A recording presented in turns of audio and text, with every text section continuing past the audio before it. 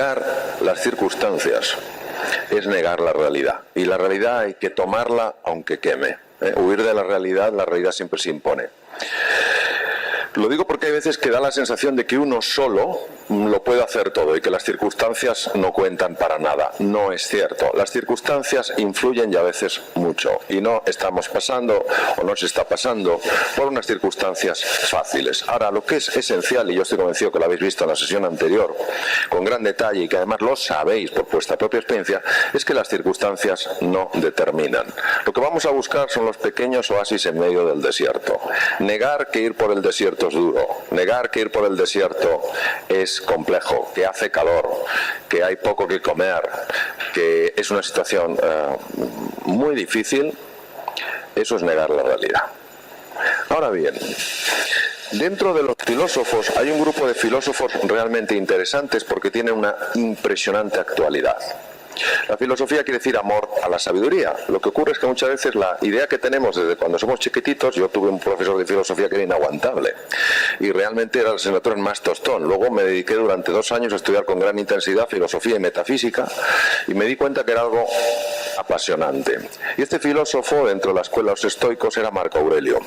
Y os voy a decir algo que otros pensadores han utilizado después, pero sin embargo el original es de Marco Aurelio. Dijo lo siguiente: la sabiduría, él definió la sabiduría. La sabiduría se diferencia a la inteligencia porque la sabiduría tiene una perspectiva mucho mayor que la inteligencia. Decía, la sabiduría es el arte de, primero, aceptar, asumir aquello que no puede ser cambiado. Segundo, de cambiar aquello que sí puede ser cambiado. Y tercero, y sobre todo, de conocer la diferencia.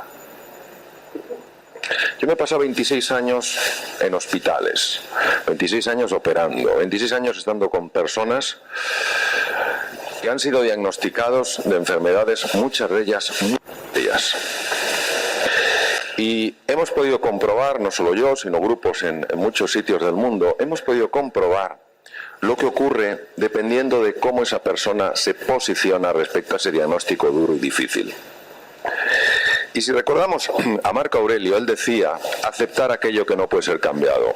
Si el diagnóstico, una vez revisado, pedida segunda opinión, tercera opinión, es el que es, eso es así. Y hay que asumirlo.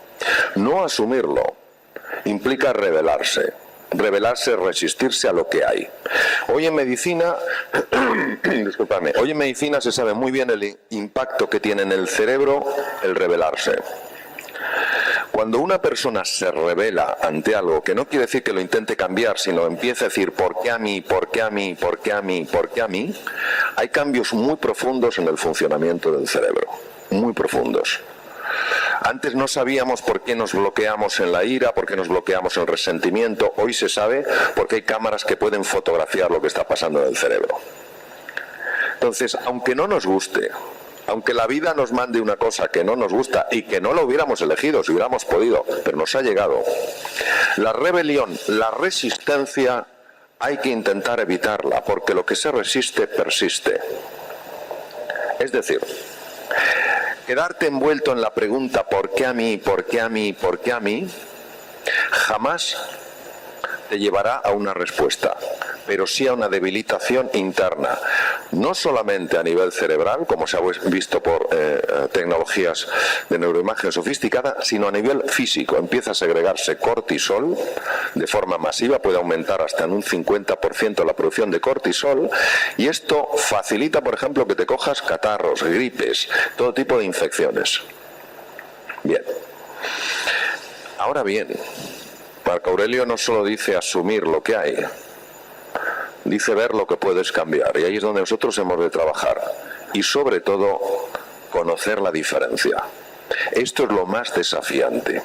Vamos a ver, si yo me acerco a ese muro, porque me parece que ese muro realmente está quitando espacio, y lo intento empujar, espero que esto no se ponga de repente a pitar, es un poco arriesgado si me acerco. Bueno, a ver, ¿vosotros pensáis que tengo alguna opción? Una vez hice esto y era un muro falso y casi me lo llevo por delante. Sí, de repente me quedé, pues no me lo esperaba, era un muro falso. Bien, ¿vosotros pensáis que tengo alguna opción? No, pero ¿es cierto que estoy consumiendo mi glucosa y mi energía? Bien, muchas veces nos pasamos el tiempo, los preciosos segundos de cada día, intentando cambiar cosas que de momento no están al alcance de nuestra mano. Pero sí hay cosas que yo puedo cambiar. De repente, al dejar de obsesionarme con la pared, me puedo venir aquí, puedo intentar cambiar esto, y con esto voy cambiando cosas. Bien. Solo aspiro a que 3 cosas se pongan en marcha en vosotros. Primero, claridad. Necesitamos claridad, necesitamos saber a dónde vamos, cuál es el siguiente paso. En segundo lugar, necesitamos conexión. El ser humano es un ser de encuentro. La inteligencia del ser humano se atrofia en el aislamiento, salvo que sea una soledad elegida. Los infartos, una persona que se ha infartado, la posibilidad de reinfartarse, un infarto de miocardio, se multiplica por 6 si esa persona vive sola, en soledad no elegida. Imaginaos de lo que estamos hablando. Entonces, este es un momento donde todo sentimiento de vergüenza, de pequeñez, de insignificancia, hay que darle una patada en el trasero. Tengas o no tengas trabajo, tienes exactamente la misma dignidad como persona. Es igual si no te llama nadie o no te coge nadie el teléfono. Los profesores de Einstein también pensaron que él no tendría futuro. El mejor neurocirujano infantil del mundo, el profesor Ben Carson, también pensaron cuando era jovencito que no tenía futuro. Es decir, el futuro lo creas tú día a día. Eso para empezar. Entonces, el tema de la conexión es clave. ¿Qué es la conexión? Bajo ningún concepto, aislarte. Bajo ningún concepto. Hay que salir. Hay que salir a estar con la gente. Hay que salir a hablar. Y sobre todo, a ver, levantar la mano los caballeros que estáis aquí. Disculpadme. Esto es sobre todo para vosotros y para mí, que estoy claro, dentro del grupo de caballeros. Escucharme bien. Cuando los hombres tenemos un elemento emocional, nos da una vergüenza horrible comentarlo, porque nos parece un gesto de debilidad. ¿Cuánto vivís las mujeres más que los hombres? ¿Lo sabéis? ¿Alguien ha hecho 25? No, es muy... no. Vivís una media de 5 años más. Solo. Es la media. Seguro que hay algunas que pueden vivir 15 años más. Solo sola. Oye, cuando toca este tema se pone calentito normalmente, sí. Bien.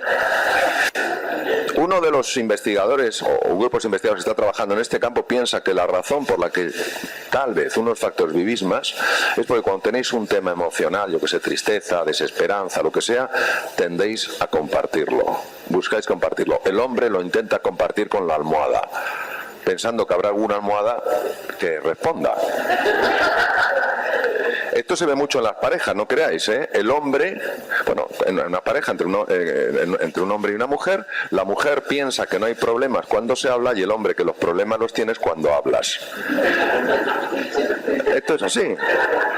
No es un chiste, quiero decir, ¿sabes? Entonces, lo primero que os quiero decir de corazón es fundamental evitar el aislamiento. Hay que buscar constantemente el encuentro. ¿Vale? Segundo elemento, guerra al pijama. Guerra al pijama. Si en este momento estás en una situación disponible para la nueva oportunidad, guerra al pijama. Tus 7-8 horitas y punto pelota. Tus 20 minutitos de cabezadita y punto pelota. No las 2 horas de siesta de osera. que sales y dices, ¿dónde está? No sé, no sé quién soy, dime, dame una pista, no me acuerdo. Tercero y fundamental, hay que hacer ejercicio físico. Yo os voy a decir por qué. No os estoy animando a apuntaros a un gimnasio. Es algo completamente distinto. Se trata de que os mováis más. Es decir, una rutina que hay que aplicar diariamente a tu vida es moverte. ¿Cómo se mueve uno? Moverse no es ir ni a una librería ni a ver escaparates. Moverse es ir por la calle con la suficiente velocidad como para que tú notes que se te acelera los pulmones, la respiración y el corazón. Es decir, cuando la gente te vea debe decir, uy, este tiene prisa. ¿Vale? ¿Por qué es esto? Por varias razones. La primera razón es porque cuando tú te mueves, como estoy diciéndolo, es fundamental acelerar los pulmones y el corazón, porque si no, no se libera este mensajero. Se libera una hormona llamada oxitocina, que a las damas será muy conocida, pero la oxitocina también existe en los hombres y en las mujeres y tiene otros efectos. Y uno de ellos es que desconecta el centro del miedo. Cuando vivimos asustados, encontraré una nueva oportunidad, que será de mi vida, todo eso tal cual, están activos unos núcleos que se llaman núcleos amigdalinos. Amígdala viene de almendra, viene del griego, y son los núcleos en el cerebro. Pues cuando hacéis ejercicio físico, estáis liberando oxitocina, ¿vale? La oxitocina, como os digo, no solamente desconecta el centro del miedo, sino que es un protector natural del corazón. Baja los niveles de colesterol y triglicéridos, ¿vale?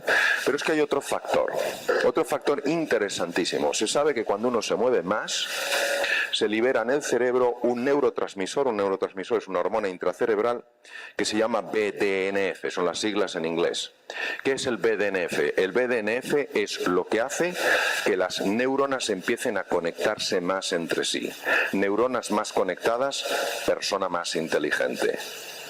No penséis que porque tengáis una cierta juventud acumulada, ya vuestra inteligencia no crece. Yo estaba en la Facultad de Medicina, tuve 2 asignaturas relacionadas con los procesos mentales. Uno era la psicología y otro la psiquiatría. Y recuerdo la profesora de psicología, al final de la clase, dijo: la personalidad está totalmente definida a los 7 años de edad. Yo tenía 19 y me quedé un poco así. Termina la clase enseguida, me acerco y le digo: profesora, quiero hablar con usted, ¿qué desea? Una mujer un poquito estirada. Digo: ¿qué desea? Digo: oiga, usted ha dicho que a los 7 años de edad está totalmente definida la inteligencia, totalmente determinada. Me dijo: eso he dicho. Digo: verá, es que yo tengo 19 y quiero cambiar muchas cosas de mi vida. Me miró y me dijo: ya es tarde. O sea, ¿os imagináis una naturaleza tan estúpida que te mirara a los 7 años de edad y te dijera: tengo una noticia para ti? Se te acaba de congelar el cerebro. Una cosa tremenda, ¿no? Pues el BDNF, liberado durante el movimiento, produce una mayor conexión entre las neuronas y, atención, da lugar a que se generen nuevas neuronas. Porque esto también era una idea que antes no existía. De hecho, a partir de cierta edad, te comentaban en la facultad que empezaban a morir las neuronas, pero no de 2 en 2, de 2000 en 2000. Claro, un día ibas por la calle, no sabías a dónde ibas y, Dios mío, en el camino se me han muerto 20.000, porque no me acuerdo dónde iba. Bien, pues hoy sabemos que no importa la juventud acumulada que tengas, si tienes 20, 30, 40, 60, 80, 90, sabemos que hay un proceso que facilita que células madre pluripotenciales situadas en las cavidades cerebrales, por fuera, emigren al menos a 2 sitios, uno de ellos los hipocampos, centros de la memoria y el aprendizaje, y favorecen que tú puedas realmente aprender más deprisa, que en un mundo tan cambiante lo necesitamos. Luego ese es el siguiente elemento que os quería decir. Otro muy importante, el tema del humor.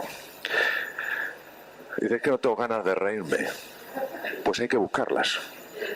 Hay que buscarlas. Y para buscarlas lo primero que tienes que hacer es alejarte de los agujeros negros. ¿Qué es un agujero negro? Un agujero negro es un ser magnífico como todos, pero que tiene una propiedad especial. Succiona energía.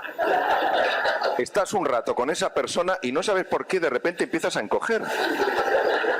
Y entonces te vas reduciendo, vas andando, te encuentras con otro que va igual y le preguntas, ¿tú también has estado con él? Sí.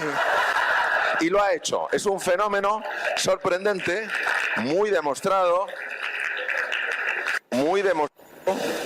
y es por un efecto que se llama resonancia límbica, es decir, te enganchan por nivel inconsciente. Entonces, una cosa importantísima, filtrar muchísimo lo que os llega por los oídos y por los ojos. Información sí, aunque sea dura.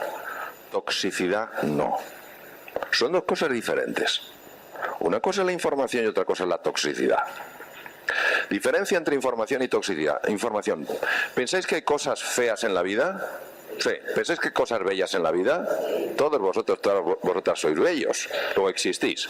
Cuando tú presentas el aspecto feo de la vida como la única realidad, entonces tienes toxicidad. Es fundamental que durmáis vuestras 7 u 8 horas. Yo recuerdo hace años un anuncio que me dejó perplejo. Era de una marca, de una bebida alcohólica cuyo nombre desde luego no diré. En unos enormes carteles por Madrid, por la ciudad, ponía: ya dormirás bastante cuando te mueras. Esto es pasmoso, ¿eh? Esto es pasmoso, ¿eh? Afortunadamente el tema lo conozco bien porque tuve una discusión con uno de los máximos expertos en el mundo en sueño, el Hospital Peter Ben Brigham, el jefe catedrático de neurofisiología en Boston, donde yo intentaba convencer de que, como yo había dormido muy poco durante el tiempo, de que eso no importaba. Y él me enseñó unas cuantas cosas. Mirad, cuando no dormimos lo suficiente, y los que tengáis niños y niñas, aún más claro esto, cuando no dormimos lo suficiente, se activan, lo suficiente es al menos 7 horas, se activan automáticamente los mecanismos de estrés. Los mecanismos de estrés activados desgastan un montón al organismo. Afecta la memoria de trabajo. ¿Qué es la memoria de trabajo? La que te permite la memorización inicial. Afecta los sistemas de aprendizaje, afecta la atención. Nos interesa tener muy bien los recursos, muy bien los recursos. Entonces, haciendo una reflexión. Primero, enfadarse es lógico. Rebelarse con una situación es lógica. Ahora, ojo con desgastar vuestras energías con ¿por qué a mí? ¿Quién es el culpable? ¿Soy yo? ¿Es el otro? Porque esto nos introduce dentro de lo que se llama el proceso de duelo en una situación muy complicada, que es la situación donde acumulamos resentimiento, donde acumulamos frustración. Y eso es muy negativo en el funcionamiento del cerebro y es muy negativo en la salud. Hay que ir avanzando poco a poco en ese proceso y nos encontraremos con el miedo. El miedo de qué será de mi vida, saldré adelante, saldrán adelante los míos. Y nos encontramos con la tristeza, a veces por la tierra perdida, cuando hemos pasado una situación muy buena, otra menos buena. Esto es humano. Experimentarlo no indica blandura o debilidad, indica sencillamente humanidad. Y el que dice que no experimenta esto lo enmascara, pero también lo experimenta porque es parte de nuestra naturaleza. Ahora, cuando tú ya has pasado esa fase y aceptas, asumes la situación, solo estás asumiendo una cosa: tu punto de partida. No estás diciendo todavía nada de tu punto de llegada. ¿Entendéis lo que os quiero decir? Este es mi punto de partida. A lo mejor no me gusta, pero no convirtamos el punto de partida en el punto de llegada, porque son dos cosas radicalmente distintas. Cuando yo volví de Estados Unidos, encontré con que no había nadie que necesitara un cirujano. Decidí, me ofrecieron quedarme en Estados Unidos, pero yo estaba muy ligado a mi país, a mi familia, y decidí volverme. Y no encontré a nadie, al parecer, que necesitara un cirujano. Entonces lo primero que me resultó aquello era tremendamente chocante, tremendamente sorprendente. Tenía muy buen currículum, venía de un sitio fabuloso. Digo, ¿cómo es que nadie necesita un cirujano? Y es sencillamente porque había más cirujanos que piedras.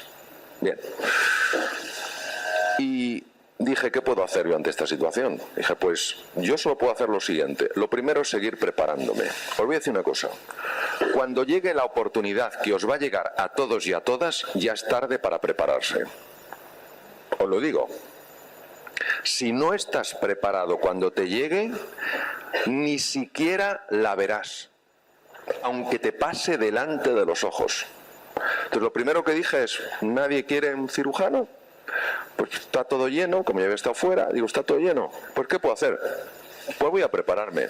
Y entonces me dediqué, como a mí me cuestan las cosas bastante y tengo que dedicarle mucho tiempo, me dediqué todos los días 13 horas a estudiar. 13 horas. Mandé currículums a todos los hospitales de España. A todos los directores generales, busqué los hospitales de España y mandé. Segundo tema que os quiero decir, mucho ojo con esto de que se nos caigan los anillos. No, yo es que me he dedicado a esta cosa y cómo ahora voy a hacer esto, faltaría.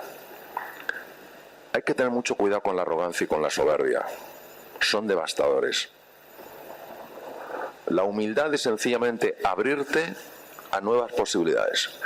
Y me contestó el único que algunos me contestaron, porque les mandaba el currículum, pues nos encantaría, pero es que está toda la plantilla llena, tal cual.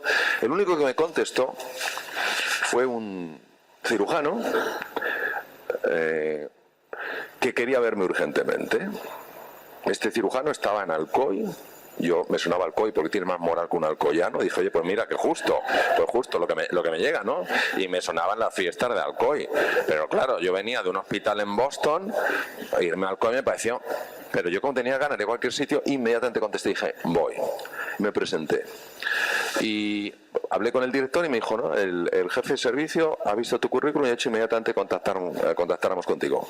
Y conocí al cirujano Aniceto Baltasar, hoy en día uno de los mejores cirujanos de obesidad mórbida del mundo, que se había formado en Nueva York, había estado 5 años en Nueva York y era jefe de servicio. Fueron algunos de los mejores años de mi vida.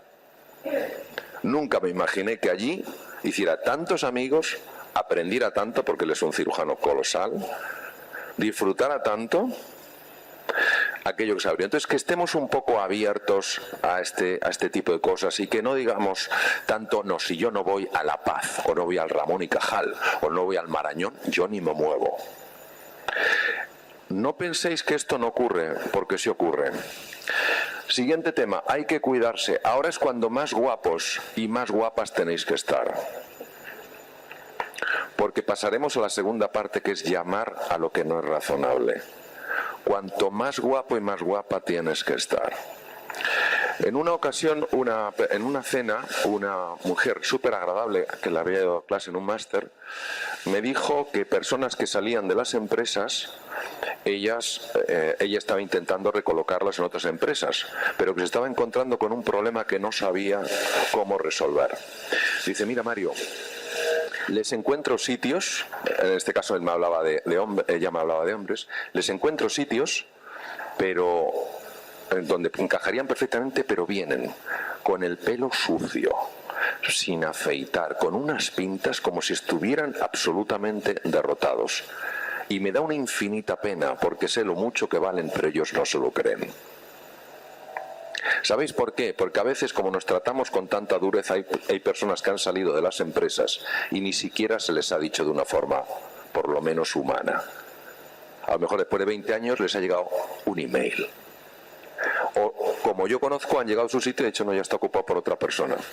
Y entonces, esto es como un mensaje devastador, es como diciendo, tú eres menos que un mueble. Vamos a ver, yo os voy a decir una cosa, que todo esto lo sabéis. Vuestro valor no lo determina nadie. Es que lo tenéis. ¿Qué ojos tienes tú, preciosos, by the way? No es que esté ligando, es que los acabo de ver y digo, qué pasada, bien. Verdes, ¿no? Azules, bien, azules verdosos, preciosos. Bien. ¿A ti hay alguien que te tenga que convencer de que tienes unos ojos preciosos, verdes, azules, o no? No los tienes, ¿a que sí? Ya, pues ya está.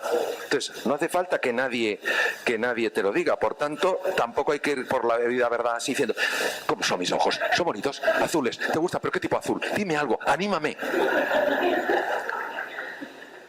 Eres tú quien tienes que reconocer tu valor intrínseco y no vivir dependiendo de cómo otros te valoren, porque vivimos en un mundo lleno de ignorantes. Y yo soy uno de ellos. John Lennon y Paul McCartney, y lo sé porque conozco al que les entrevistó, su profesor de música les dijo que no tenían ningún talento para la música. Los Beatles. Esto es una cosa increíble. Einstein, pensaban que era bobo, él nació en 1879, murió en 1955. Cuando con 11 años de edad iba en su bicicleta y se hizo una pregunta: ¿qué pasaría si fuera mi bicicleta a la velocidad de la luz y encendiera el faro? ¿Se vería? Los profesores pensaban que era imbécil.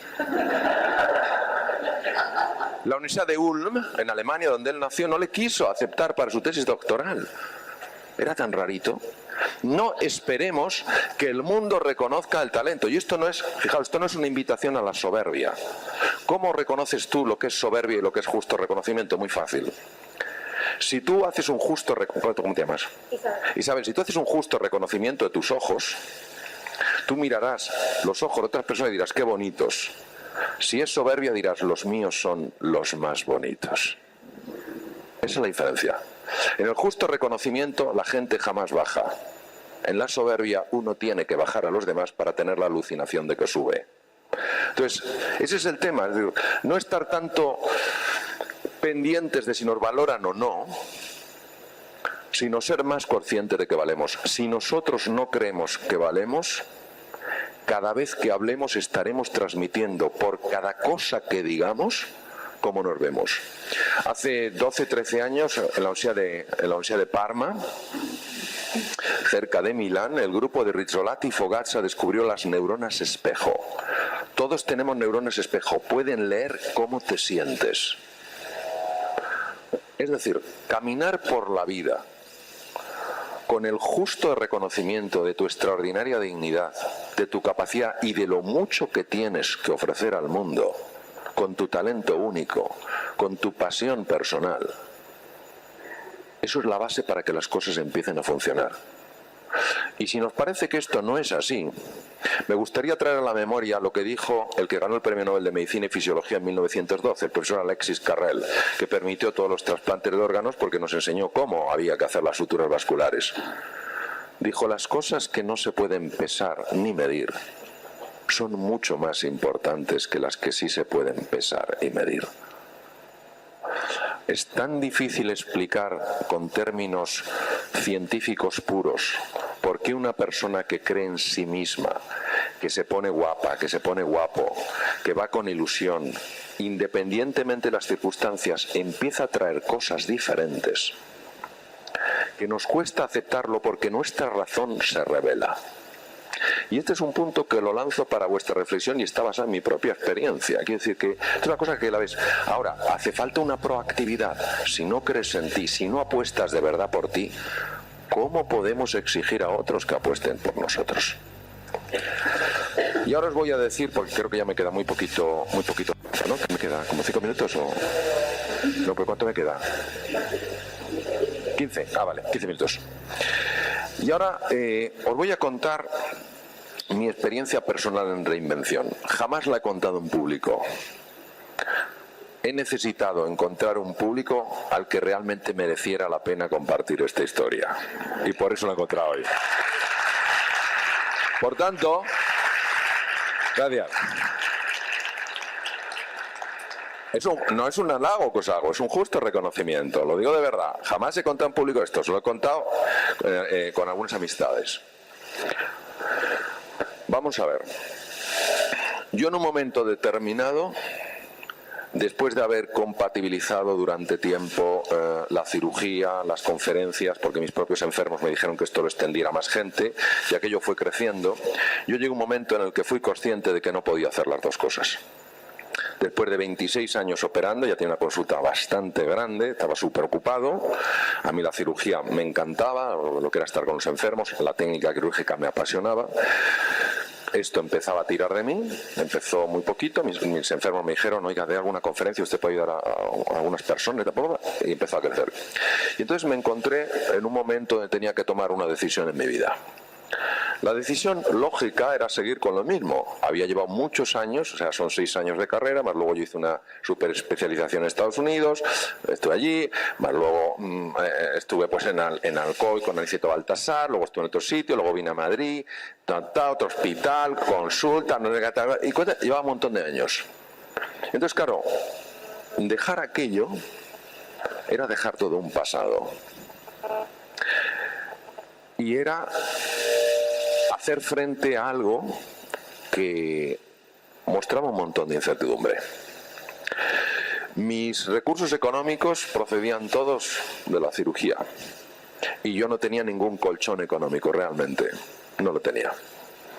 A ver, en una situación muy difícil, me habrían ayudado mis familiares, pero si no me ayudan ellos, yo no podía soportar. Y estaba casado y tenía 3 hijos. Pero hice una serie de reflexiones muy profundas porque tuve que entrar muy dentro de mí. Y la primera reflexión que hice fue la siguiente. ¿Por qué quiero hacer esto? ¿Por qué quiero dar este salto?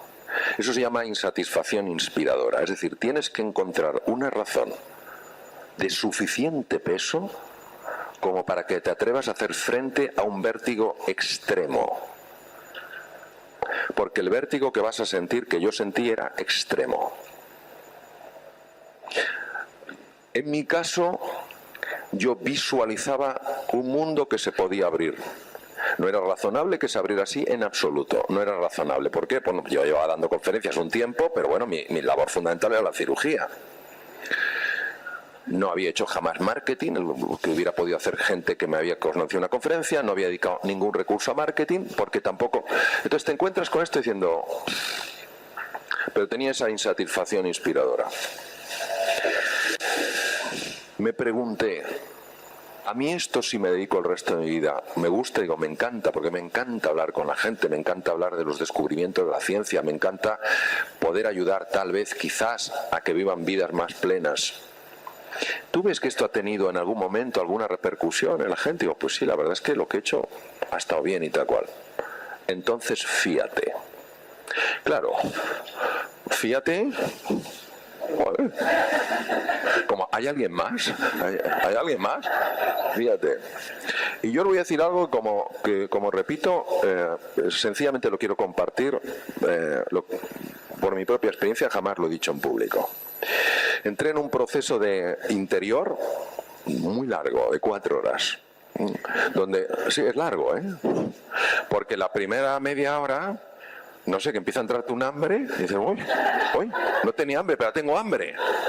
La segunda media hora, las sillas que... Esto hay quien la aguante. Tal cual. Pero luego me pasó algo interesantísimo. A mí había algo que me frenaba y no sabía lo que era. No sabía lo que me frenaba. Pero estaba dispuesto a dar el salto, pero no confiaba realmente en las posibilidades de que ese salto fuera un salto, digamos, sensato. Cuando llegué a la... Supongo, porque es muy difícil, os lo digo luego analizando retrospectivamente, que sé que fueron 4 horas porque sé cuándo empecé y cuándo terminé. Calculo que sería como a la tercera hora empecé a entrar en un silencio muy curioso. Como que estás como en un vacío, os lo digo luego analizando retrospectivamente, que sé que fueron 4 horas porque sé cuándo empecé y cuándo terminé. Calculo que sería como a la tercera hora empecé a entrar en un silencio muy curioso. Como que estás como en un vacío, como te he puesto a veces cascos que inhiben los sonidos externos, entonces está como una burbuja y tal. Y prácticamente antes de que abriera los ojos, yo sentí de mi interior, lo sentí y lo viví, y sé que lo viví, una voz. Lo viví como una voz. La voz dijo lo siguiente: no tengas miedo. El universo es tu amigo. Yo sé lo que experimenté. Lo que experimenté fue como si alguien me quitara una mochila llena de piedras del cuerpo. Sentí una ligereza, una livianez que dije, esto es increíble. Y en ese momento yo sabía que no iba a fallar. Me asomé por la ventana del hospital, estaba en el hospital de guardia, un día que normalmente siempre me llamaban, sabían dónde estaba, llevo unos buscas que jamás fallan, durante 4 y pico horas no me llamaron para nadie, sorprendente. Me asomé por la ventana y dije, si me atrevo a este nuevo espacio que se está abriendo, abrazarlo, ¿qué ventanas se abrirán en mi vida? Eso sí, yo tuve el apoyo de mi mujer. En estos viajes, la persona más cercana te tiene que apoyar. Si la persona más cercana te está todo el día diciendo, sí, es que te avisé, sí, es que no haces caso, no haces caso nunca, así te va. Si en ese momento donde estás tan expuesto, te sientes tan vulnerable, la persona que está a tu lado te dice eso, es fundamental saber con qué personas tienes que contar. Y si no, intentar ver si esas personas pueden en algún momento entender tu idea y apoyarte. Porque dar el salto sin tener a la persona más cercana a tu lado, ojo con ello. No digo que no funcione, ojo con ello. Bien, os voy a decir lo que me pasó. En ese momento yo sabía que no podía fallar. Bueno, años después me encontré con una frase de Albert Einstein. Yo soy un enamorado de Einstein, sobre todo de la metafísica de Einstein. Einstein dijo que hay una pregunta que es la más importante que un ser humano se puede hacer. Y me quedé alucinado, porque Einstein creía muchísimo en el poder de las preguntas. Dije, ¿cuál es esta pregunta? ¿Sabes la pregunta que consideraba Einstein la más importante? ¿Es el universo en el que vivo hostil o amigo? Si tú vives pensando que es un universo hostil, nunca tocarás tu grandeza. Porque lo razonable no es lo real. Lo real no lo define la razón, lo define la realidad. ¿Entendéis lo que os quiero decir? Años después en Los Ángeles, participando en un congreso,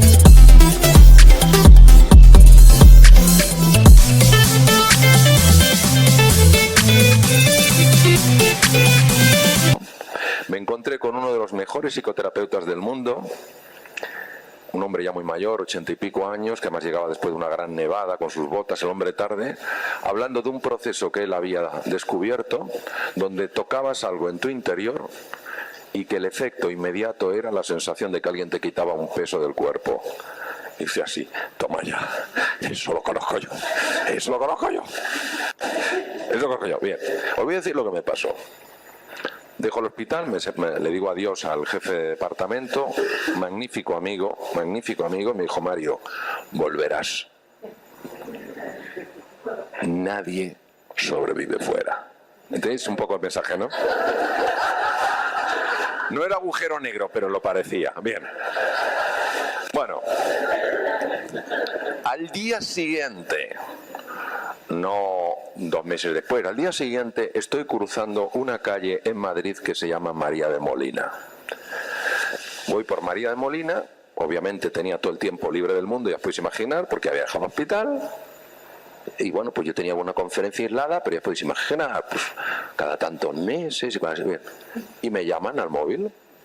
Le cojo el móvil, termino de cruzar la calle, digo sí, y me dice, oye Mario, soy Fernando tal, ¿te acuerdas de mí? Sí, cenamos hace 1 año y medio. Ah, sí, ya me acuerdo de ti. Oye, me gustaría que trabajaras para nosotros. ¿Tienes tiempo? Y digo, ni te imaginas. Ni te imaginas. Director de Recursos Humanos de un banco. ¿Sabéis dónde está ese banco? En María de Molina. Le fui a verle y me dijo, joder, Mario, es que tuvimos una cena hace 1 año y medio, pero luego me he acordado de ti, no sé por qué y tal, y me encantaría conocerse al comité de dirección. Bueno, pues conozco al comité de dirección. No tenía ni idea. qué curioso, el consejero delegado resulta que es un amigo mío que ni siquiera le reconocí del tiempo que había pasado.